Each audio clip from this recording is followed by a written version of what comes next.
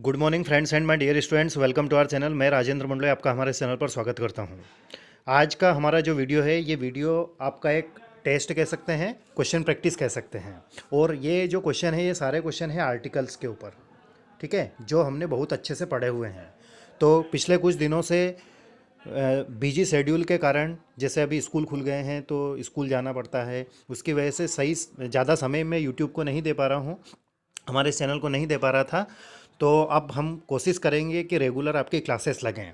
ठीक है दोस्तों, तो आपके रेगुलर क्लासेस में स्टार्ट करूं, लाइव क्लासेस स्टार्ट करूं। इससे पहले मैंने सोचा कि जल्दी से आपका थोड़ा सा रिवीजन हो जाएगा और आप अपने आप को भी एनालिसिस कर लेंगे कि जो हमने अभी तक पढ़ा हुआ है, क्या उस पर हमारी पकड़ वाकई में फिर से मजबूत है या नहीं है। तो आपके सामने ये 10 से 11 क्वेश्चन मैं दे रहा हूँ। इन क्वेश्चन को आप पढ़ें और इन प्रश्नों के आपको अपने हिसाब से आंसर देना है।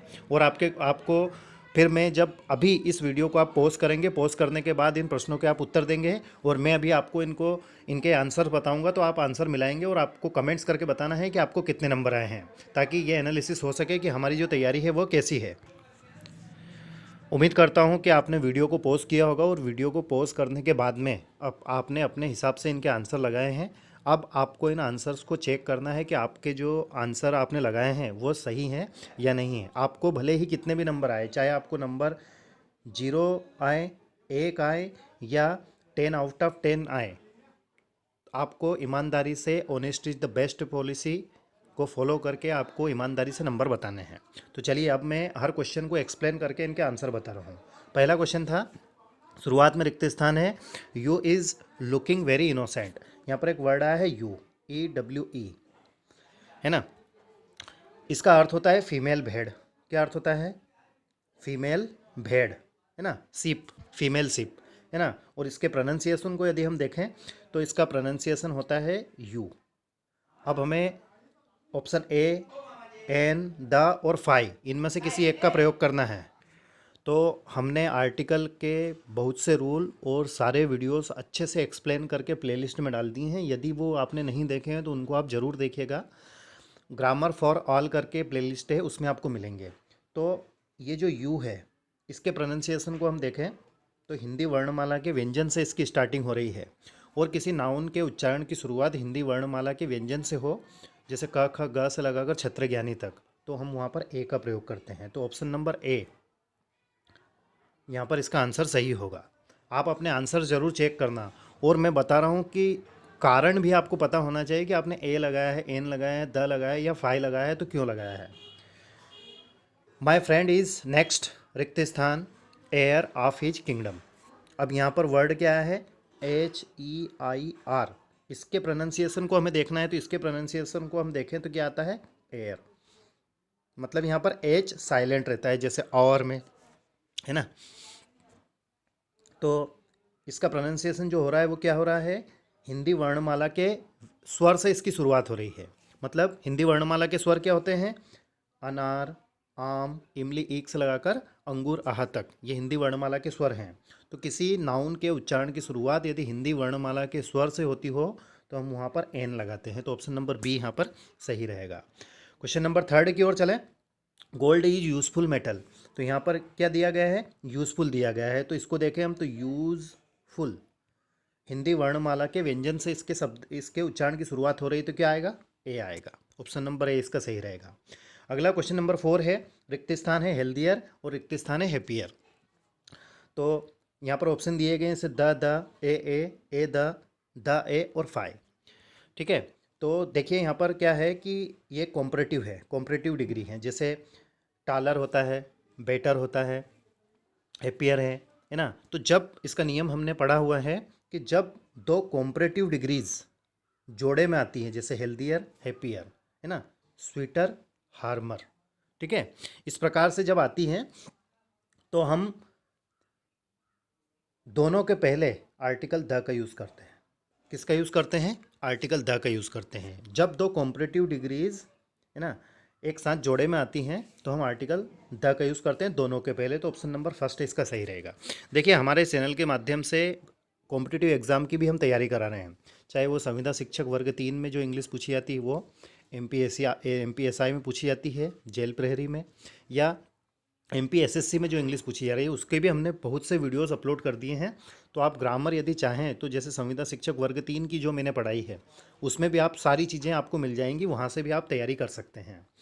और आपके फ्रेंड्स, रिलेटिव, क्लासमेट्स यदि किसी कॉम्पिटिटिव एग्जाम की भी तैयारी कर रहे हो तो उन तक हमारे इन वीडियोज़ को शेयर कीजिएगा ताकि वह भी अपनी तैयारी रख सके। अगला है सीज, रिक्त स्थान एक्सलेंट, AN द या फाई। तो देखिए यहाँ पर एक्सलेंट क्या है, ये एक एडजेक्टिव है। क्या है ये? एडजेक्टिव है। और जब एडजेक्टिव या एडवर्ब आता है तो एडजेक्टिव या एडवर्ब के पहले ना तो एन आता है, ना एन आता है और ना ही द आता है ना। यदि यहाँ पर रहता है कि एक्सलेंट बॉय या सी इज एक्सलेंट गर्ल, GIRL, ऐसा रहता है ये सेंटेंस, तो हम इसमें एन लगा देते हैं। लेकिन ये कोई नाउन नहीं है क्योंकि AN द का प्रयोग होता है नाउन के पहले, है ना, किसी एडजेक्टिव या एडवर्ब के पहले नहीं होता है। तो यहाँ पर ऑप्शन नंबर डी सही रहेगा, 5 मीन्स 0 आर्टिकल आएगा। अगला है physics is very easy subject.